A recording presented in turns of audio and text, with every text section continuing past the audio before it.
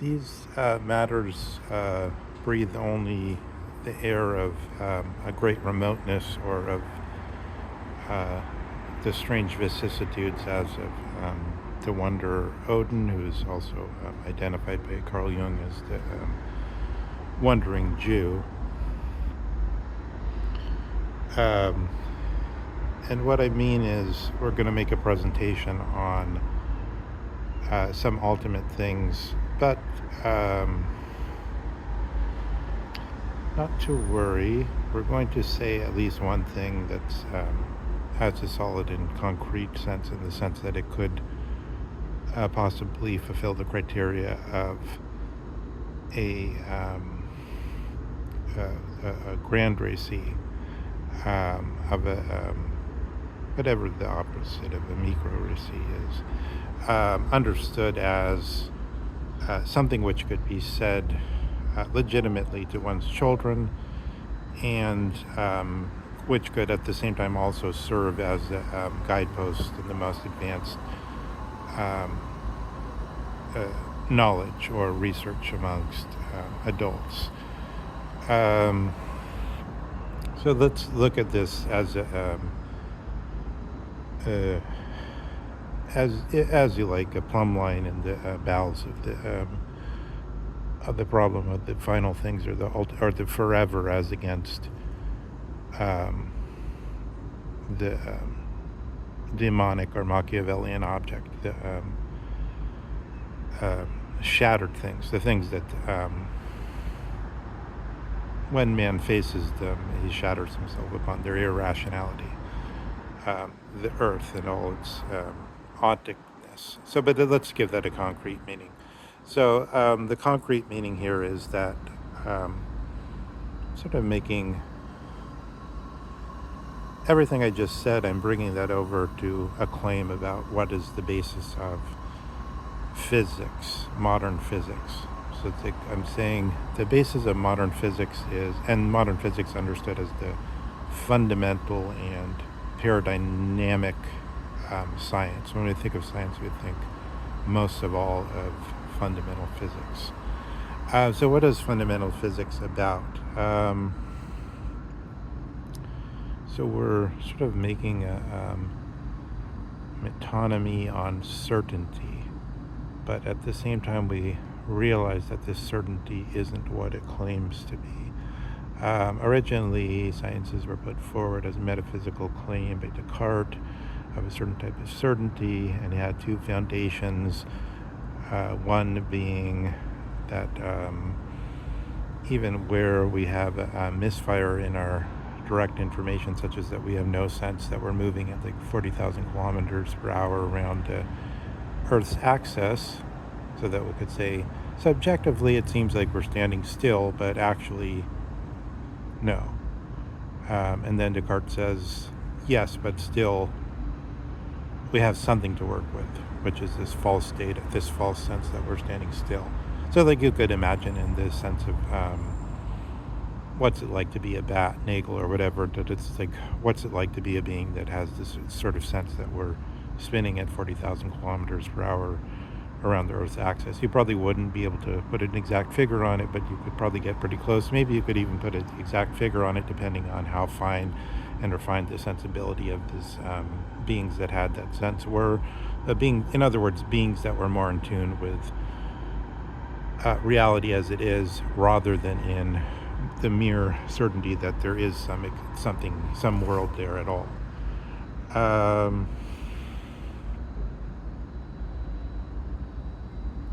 The modern physics isn't really presenting itself like that. Rather, how does it present itself?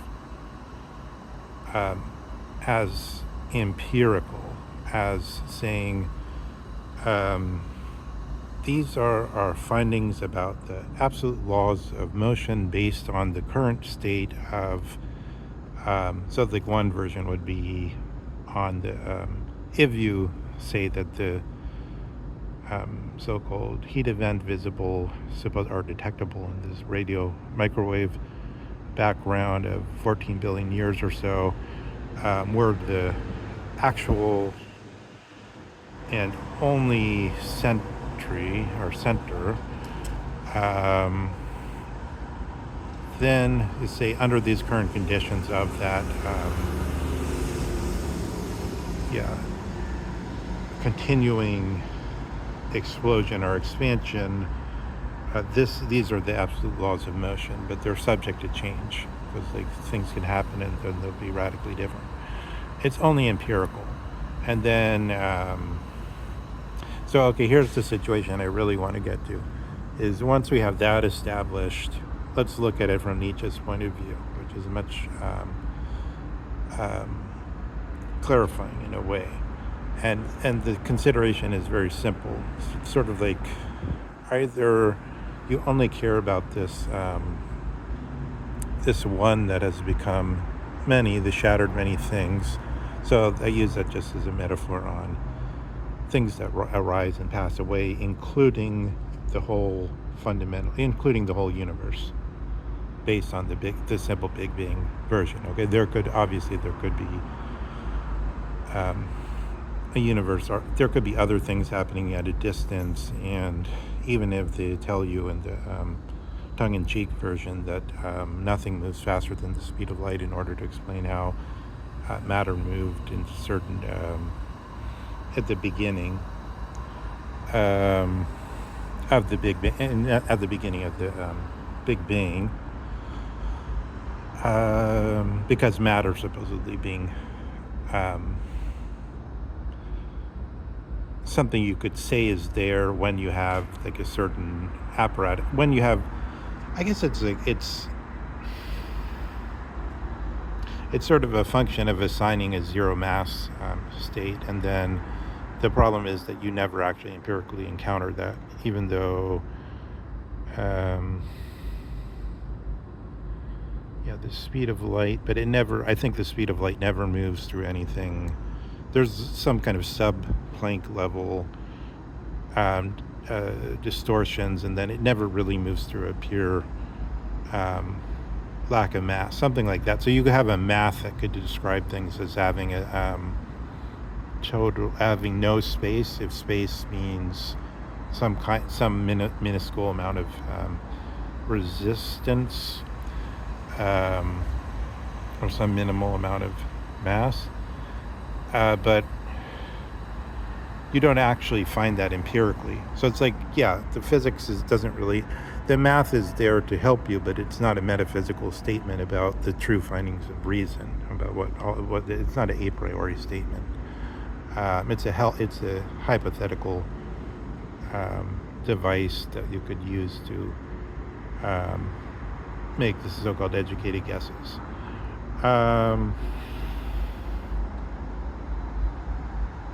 Now, so what does Nietzsche say in contrast to this? It says, I care about the long run. That's the way Strauss puts it. So the sciences don't care about the long run. They care about compounding data, order and progress, compounding data, filling in the paint by numbers. Primarily. And then there's various paradigm changes, which a paradigm just means the example about how you basically go about saying whether data should be considered as having been collected on the correct procedures and being not just anecdotal, but being acceptable, having the right credentials, as it were.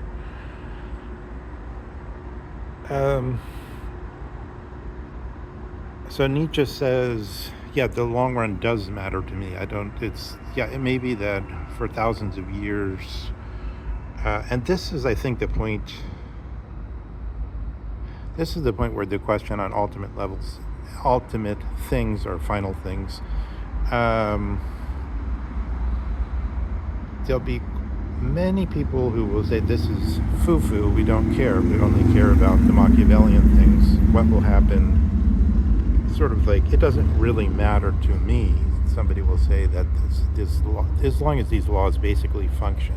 Like, it could be that, just as with the law about the range of the boiling point, the subject Cossack Chang is gone into, Um, and that, in a certain sense, there's no such thing as water in the sense that the periodic table presents it, and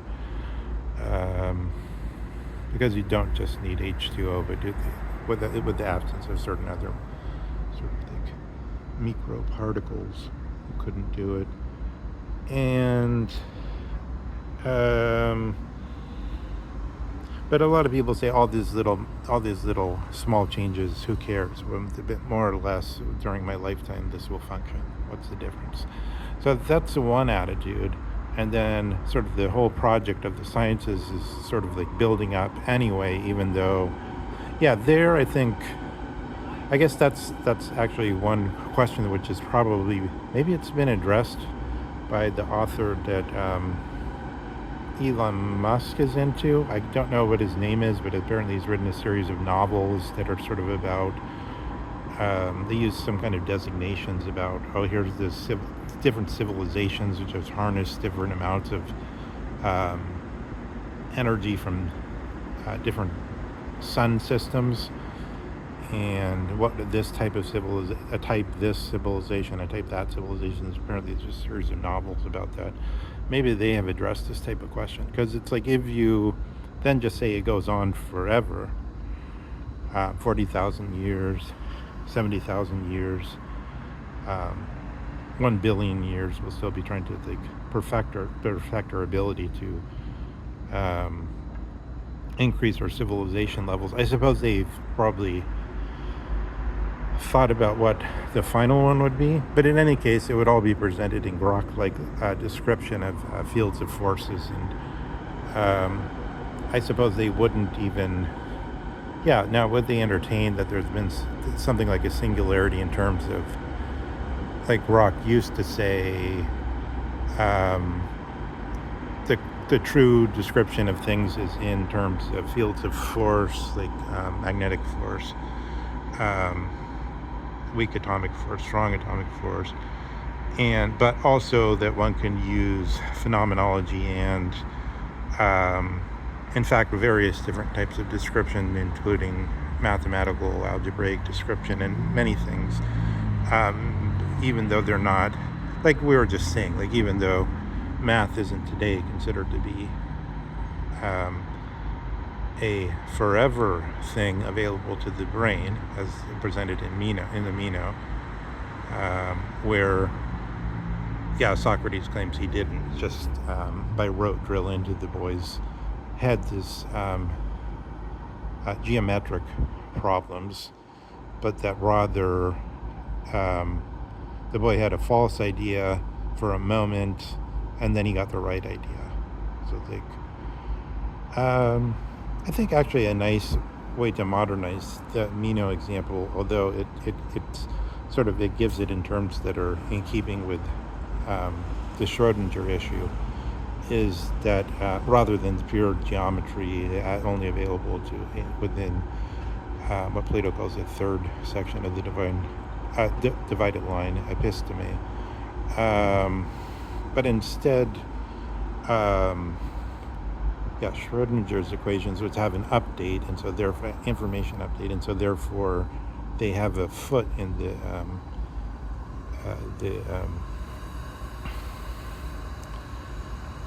like the second part of the divided line, I guess, or in the first two, I guess. No, I guess the second. I mean, the first part is just like shadows and reflections. I guess, I don't know. I think it's like pistis or reliance is one of the parts, which is what we operate on in daily life according to that Platonic view. The Monty Hall problem, I think, shows a nice example of Socratic sort of stepping up to the gate of this view of the things that are forever true or dictates of reason. But it's a strange version, because it has a part in both the realms, as does the so-called quantum physics, with the information update.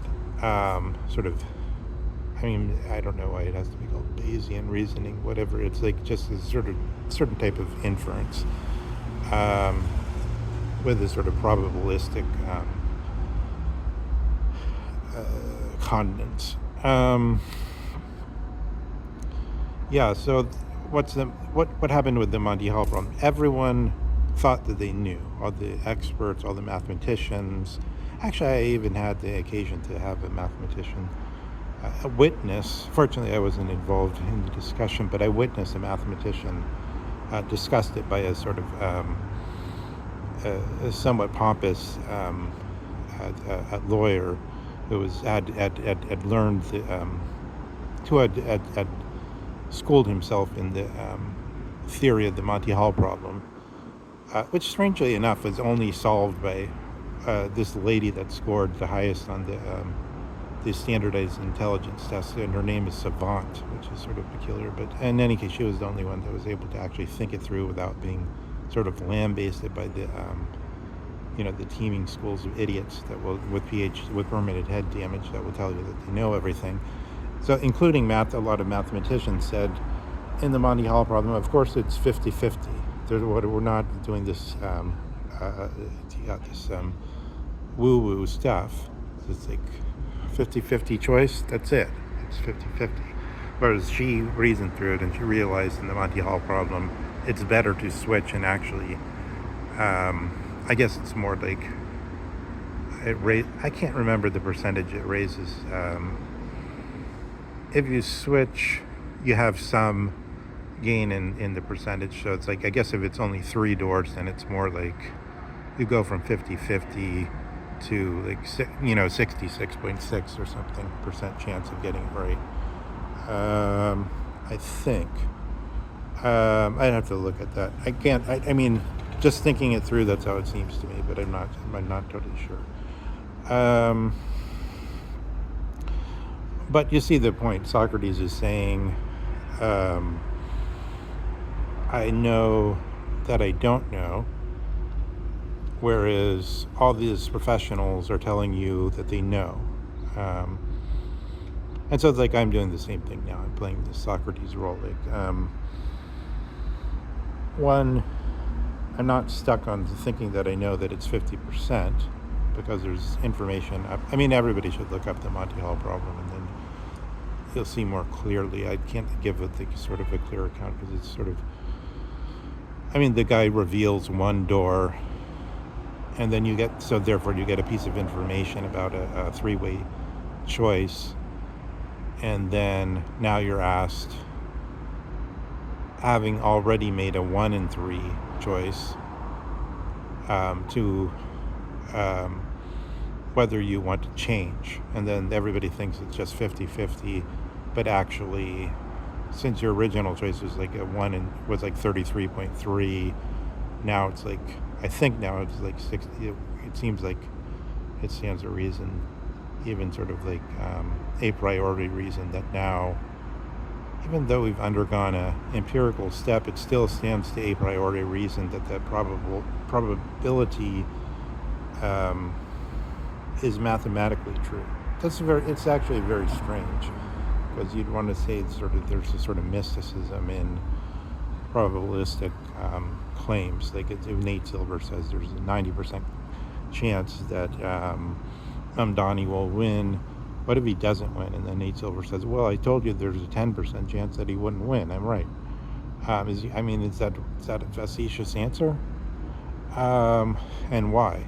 So it's like, I guess in practice it would be because they would say, because we had certain criteria for determining what the probability expectation is, and that when we were just sort of made some mistakes, or maybe the whole probability expectation was sort of phooey and not really well-founded, etc., etc.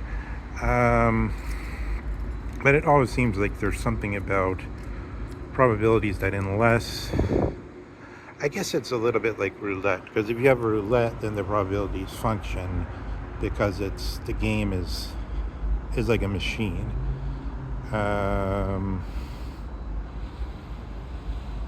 As long as what's happening is not really a matter of chance, but it has a mechanism connected to it. But in this case, it still seems uncanny what the 66% really means. Was the probability still true even if you got it right? So it's sort of, it has a superstitious element to it that's not easy to dispel. It sort of reminds me of this type of thing, like somebody comes across from Cuba on a boat or something, or to to Spain. Somebody comes across to Spain, and then they tell you a statistic like, like 5 out of 6 people that try to make this journey drowned on the way, and then and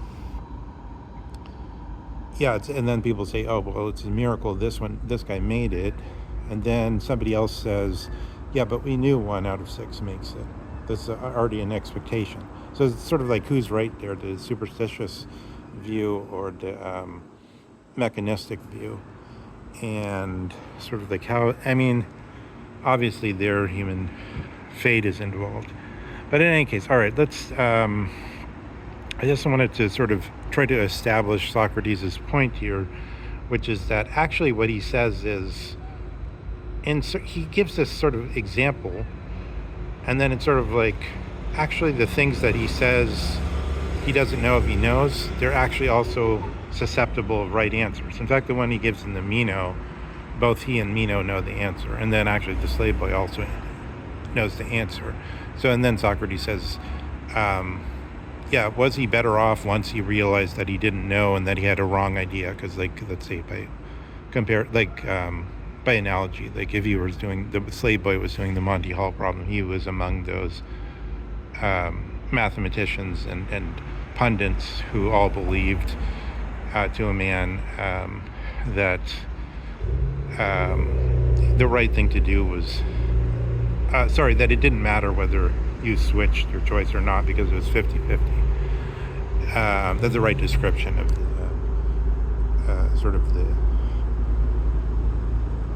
our recommendation on what decision, our scientific recommendation on what decision you can make is this.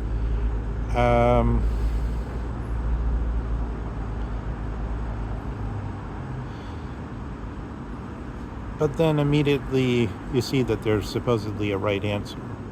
So like, actually Socrates, it's hard to see what Socrates' point here is. So also in Socrates thinks that conglomerating all the theoi, as in the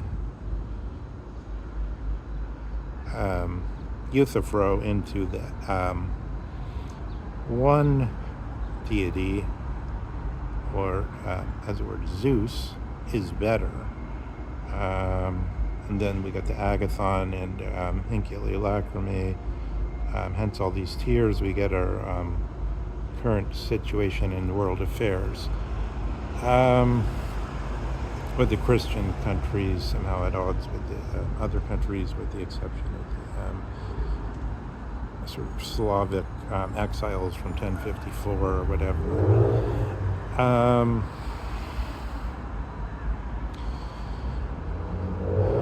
That probably doesn't really handle the whole situation, but just in a vague way.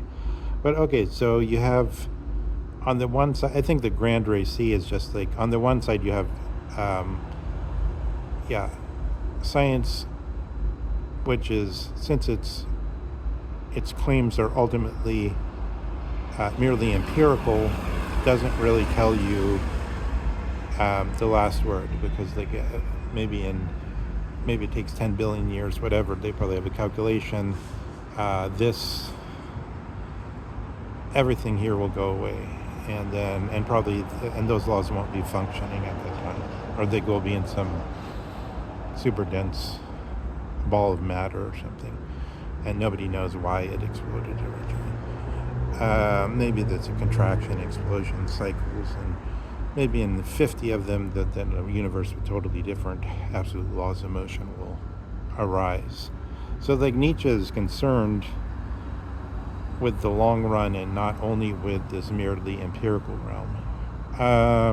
And so then you could say, is that a serious concern? And then that's where you get into sort of the question of whether philosophy and Catholic and Orthodox considerations are serious or not, and then I think you get a big split where a lot of people just don't care about ultimate things or final things. And in this way, it's all presented, I think, partially the point about episteme and nous is that it's knowledge which is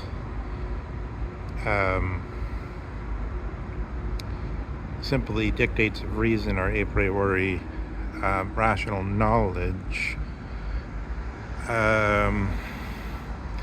is presented first without elevating the question of absolute motion to such a and the view of the whole cosmos in the same way. Not to mention the problem of evolution and other such things, so that there really is sort of the puissant power of this higher reflections. You could see in a way how it could collapse for the reason that so many people take on the demonic or Machiavellian version of politics. In simple terms, the John Mersheimer version. Well, he's the one that's most currently advertises himself as having that version. Whether how good he actually is at talking about realpolitik, I don't know. Geopolitics I think Dugin is better. Much. I think Dugin, maybe he did do something with Mersheimer and they were in agreement. But in any case, Mersheimer sounds very funny a lot of times. It's as though he totally ignored that Trump actually exists. Like he gives some clipped, rationalized version of the realpolitik, but he simply totally ignores the reality that Trump has absolutely no interest in anything he's saying. So it's like, is he actually practicing this kind of realpolitik, which should take into account that it's like a repeated thing that people rise to power and then they create around them a sealed-in airtight chamber where they only hear, or to be very vulgar, they only sort of smell their own farts all day long. But this is apt for Trump, I think. But while, again, I think with Trump, the big thing that Zizek doesn't notice is Trump is totally bound by just as Zizek himself, that's probably why he doesn't notice partially, he's totally bound by his superego, just as Epstein. Zizek is more like Epstein. But, Trump is sort of more crooked-minded, as I like to say. Epstein and Zizek are more calculative, as Alex Jones. They both can hold two thoughts in their mind at once. But either way, I think there's a lot of vice paying tribute to virtue in Trump. And so it's bizarre that a view that's supposed to be realpolitik, or what do they call it, realism, political realism, it's really just it's advice. It's like stratego advice to a non-existent rational actor, tyrant. It's a very bizarre field, if that's what it actually is. I don't know if that's accurate. I thought when I thought the book on by Fukuyama's teacher on the Clash of Civilizations, which, however, was an answer to the student, which is unusual. So it should give, as it were, that should be lit, as it were, in a special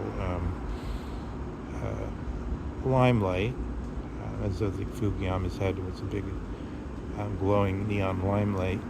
that the student wrote a book, and then the teacher felt the need to respond to it, Huntington, which is very interesting. But I thought Clash of Civilizations is just vastly more sensible than anything you hear Mersheimer say. That's sort of why I'm suspect of Mersheimer, because I think, like Milton Friedman, he's just a very good speaker. People like to hear him speak. He sounds authoritative. He connects with people. But I don't know. It's very bizarre. A lot of things he says are just lists of latest news events, and then sort of overly rational recommendations on what ought to happen. But in any case, so that's so this is just sort of an attempt to thematize how we get to the gate of the ultimate, even if we're paying a lot of attention to the power of the supposed basic science of physics and the respect that it has as a supposed hard science, rather than the foo-foo world of ultimate reflections, which, however, I think one must say once, if those people who have a sort of existential sense, or who are the reverse of Putin in a way. Putin is very metaphysically immature.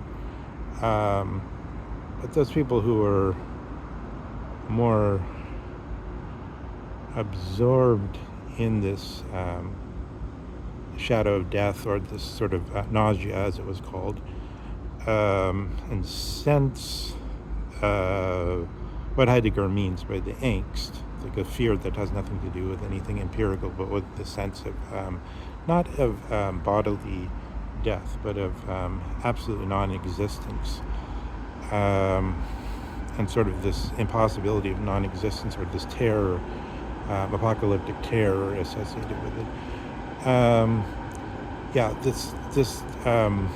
I guess the question is simply, like, can one simply say, oh no, these considerations aren't serious, therefore, there can be no grand récit where we tell everyone, even from the cradle to the grave, to consider these matters. But I think because the fount of their sort of snow runoff waters is so genuinely felt, people swim in them, with the mosses sort of enclosing over them down in the darkness of these frigid waters, because it's a real experience or memory or cognitive datum that people have. There's no way, you can't really just declare these people superstitious and expel them, but rather these considerations must be met with, and they're rational, in fact. And thus you get, at length, you get sort of Strauss's two definitions of the rational. Like, if the sciences have these and these limitations, and somebody wants to say these empirical sciences sum what the rational is, then the flight from rationality is justified, because these are too limited, and we have some interest in sort of the considering what it is, what is forever.